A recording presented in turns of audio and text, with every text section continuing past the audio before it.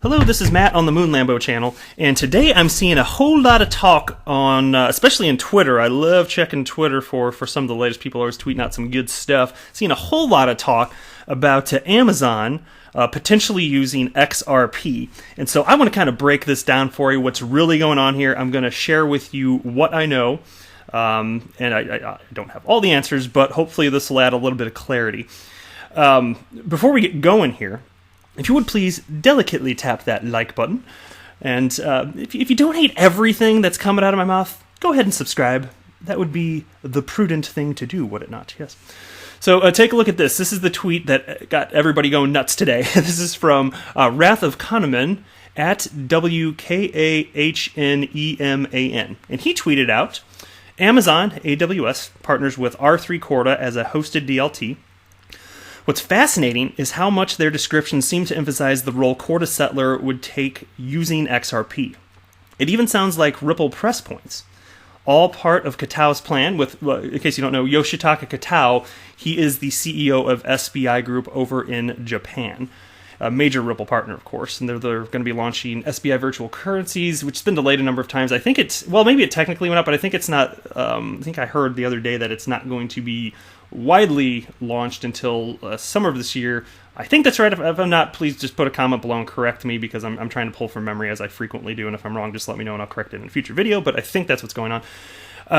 So what does this mean? So first of all, there's a difference between Amazon and AWS. AWS is Amazon Web Services, which is a subsidiary of Amazon.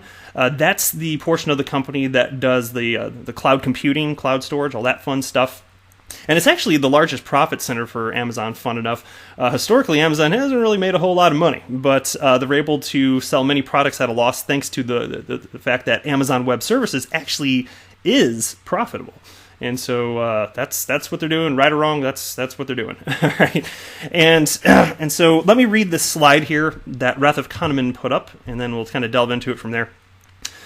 On the left here, and this is a quote from Ron Resnick, AWS blockchain partner in action. Corda's strength comes from its vibrant ecosystem of interoperable applications, and extending the pool of potential developers to the vast network of AWS users will spark further innovation among business building innovative DLT apps for finance and commerce. And then they got 3 bullet points here, and this one's titled Challenge, and under that it states, processing international payments is inefficient and expensive. The multi-step process involves several intermediaries, for example, banks, requiring payment for their services and can take days to complete. Does that sound familiar, guys? The result is not cost efficient, slows down trade, and increases settlement and fraud risks. The next bullet point they got here, or heading, solution. R3, an AWS partner, developed a shared infrastructure built on its Corda platform using distributed ledger technology to facilitate an efficient and cost-effective cross-border payments workflow. That is significant. And then we've got another little header here titled Benefits. And under that it states, Corda facilitates instant and secure cross-border payments, which, by the way, guys, is different than settlement. This alternative to the traditional process was developed with 100 of the world's largest financial institutions and is applicable beyond financial services. Okay, so before I get into what this means for XRP, you guys need to understand kind of like the backstory, if you will.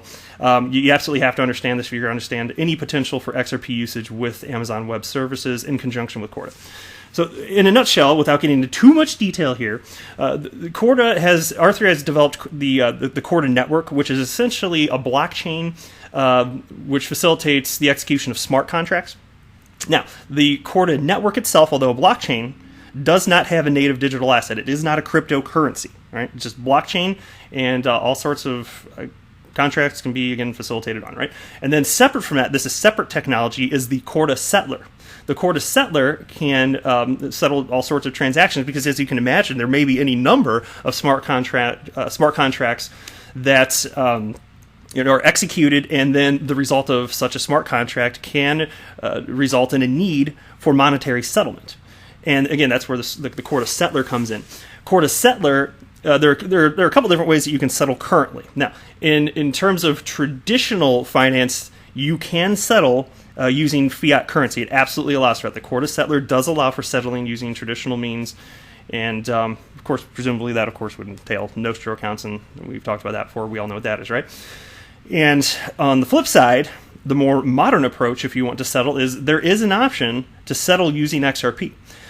Currently, XRP is the only cryptocurrency that can be used for settlement on the Corda settler, with plans to add more. Now, of course, that being said, we understand that given XRP's incredible speed, it's low cost for transactions, fractions of a penny to facilitate a transaction, low energy consumption, all these great attributes. Go ahead and slap Bitcoin on there too. Let that be an option for settlement on the Corda settler. What do you think businesses are going to use? If it's faster, if it's cheaper, they're going to use XRP. XRP is the best option for settlement of payments that there is in the entire world of crypto, bar none. And so that's why I think it's going to get just with Corda, the Corda network with the smart contracts, with the Corda settler. That's why I think that XRP over time, as the ecosystem is developed, is going to be widely used. It's not today, but we're at the beginning phases, so that's okay. R3 is developing something, so it's okay. We're going to be patient here, aren't we? We have to be. We have no choice, right? And so what does this mean for Amazon Web Services? Well, let me read this part again. Processing international payments is inefficient and expensive. The multi-step process involves several intermediaries, like banks, requiring payment for their services and can take days to complete.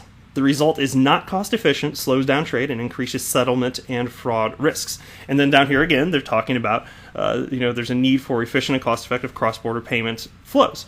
And so the Corda settler in particular, and with the Corda network, integrating all of this, it makes sense to speed up those types of transactions, right?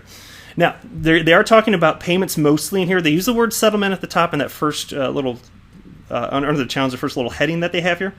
But specifically under solutions, they did say they're talking about payments workflows. And so I opened up the link where this slide was pulled from. And check out this. Let me scroll up just here. Okay, look at this slide. This is from the presentation. This is titled, How Amazon Managed Blockchain Works. And I'm not going to read through all this. It's not pertinent to my point. But scroll down here. It's the point directly under it. And look, I searched for settlement. That's how I found it so speedily.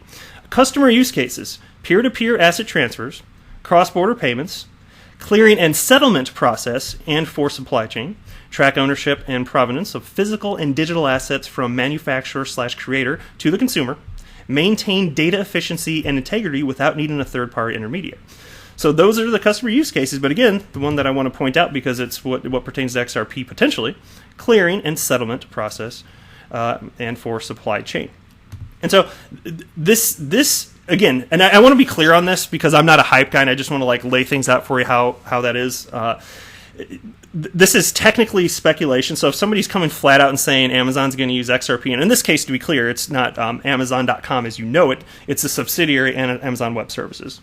Although who knows, down the road, I mean, I'm sure that their payments are a whole mess given the nature of what it takes to move money today, so who knows, big picture, but we are talking about just Amazon Web Services, which on its own is massive, to be clear. I don't remember the numbers, but Amazon Web Services is huge. I think they're the largest cloud computing company on the planet.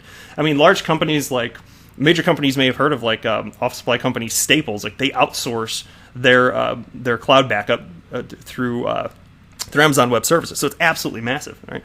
And so they're having trouble with payments here. It's in settlement, and it's very clear. And so I want to be clear that they have not stated explicitly that they're going to use XRP potentially, but infrastructure is being laid here. And sometimes when it comes to stuff like this, there's no reason that they're going to come right out to us just to appease us XRP holders. And so I can't come to you and honestly tell you that I know for fact that XRP is going to be used in any sort of payment flows with Amazon Web Services, but gosh, this is worth reporting, and I haven't seen anything to indicate that it's not.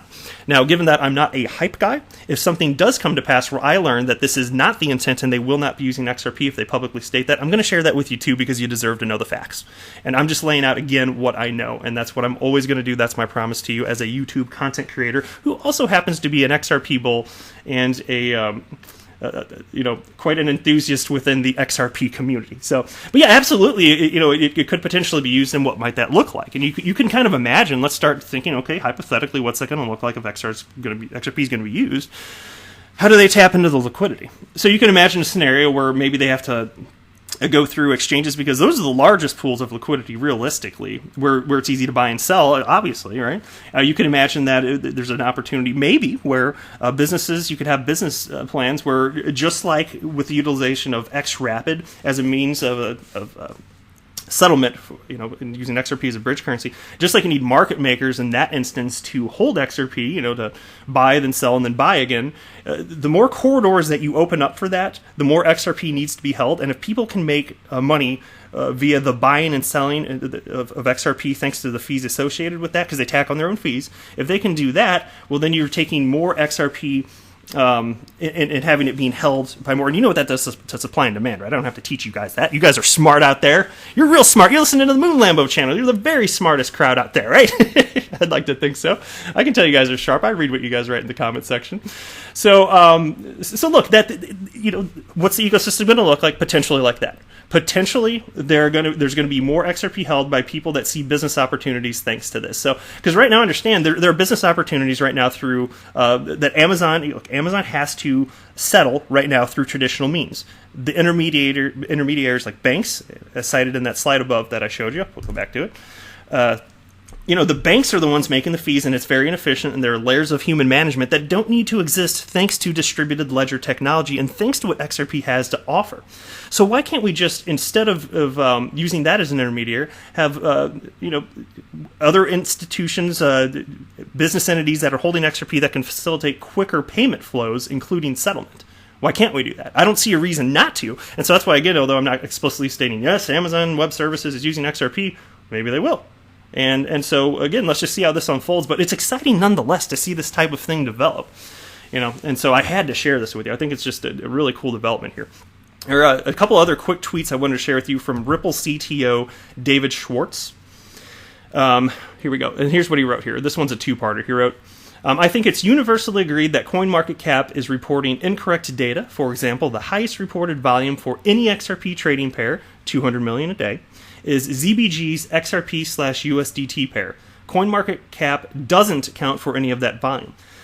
It can't be that 100% of that volume is fake, but do you guess at what's real? It's not really about how bad CoinMarketCap are, or as he should have written is, and how they specifically have to do a better job. It's much more about how hard it is to get reliable data, and that matters. And so one of the reasons I want to point this out is CoinMarketCap, although useful, them and Live CoinWatch and the rest of the guys, I appreciate what they're offering. It's just don't take everything that they're putting out there as 100% fact. There are inconsistencies within this particular data, and this is just one big example of why the actual daily transactional volume is greater than what's being reported here. And stuff like that is factored in to some degree to the buying and selling decisions that speculators tend to make. They want to see a thriving ecosystem, and ideally you want that, right, if you're going to invest in something. And so if it's underreported, I just don't think that it's doing XRP justice. And so since I was reading through my Twitter feed, I saw this and I just want to share it with you. That's just one real quick point I wanted to make for you. And then I saw another point. David Schwartz again jumps in on this one. There's a tweet stated, it's by What the FUD Media. It says, "What the FUD runs on Ripple Baby," and this is a positive thing here. And I reported on this the other day. SendFriend had a little picture of they were running a little booth for some sort of event, and they had their booth said runs on Ripple. Anyway, so somebody responded. Problem is that SendFriend, MoneyGram, or even if Western Union uses XRP, it will be bought from the escrow and will not affect XRP price. It will take years to sell off all XRP in escrow, and then maybe price will rise. Not good for us. And then Ripple CEO David Schwartz, CTO, I don't know, did I say that right? Sorry. David Schwartz says, when XRapid is used, the XRP is bought on an exchange. It's then immediately sold on another exchange, so there's no net increase in demand, but there's no net increase in supply either, right? And that's absolutely correct. But I wanted to kind of flesh out the thought on this a little bit. Remember a moment ago when I was talking about Amazon Web Services and what might that ecosystem look like if they do indeed begin to settle with cryptocurrency, specifically XRP. And so when you're talking about market makers and their place within the XRP ecosystem, they are buying XRP. they are selling, and then they are buying again so that they can do their next transaction, and they're making money on the fees associated with this. And so, well, that's true that it doesn't, that on its own, that one player might not have a huge impact on the market value of XRP. Understand that as the XRP ecosystem grows and more market makers jump in, there will be less XRP available, and that absolutely affects supply and demand. So, as far as big picture, what does that look like? Why is there an opportunity for the price of XRP to go sky high long term? Well, that's a big part of it. And, the point of this video is not to explain every single reason, but in reading this, it just jumped at me, and I wanted to just make sure that everybody listening to this channel understands that's a big part of what Ripple envisions the ecosystem looking like as it pertains to the longevity of the XRP digital asset. And so that's all I got for you today. Thank you so much for listening. I really appreciate all the support. I am not a financial advisor. Do not buy or sell anything because of anything that I say or write.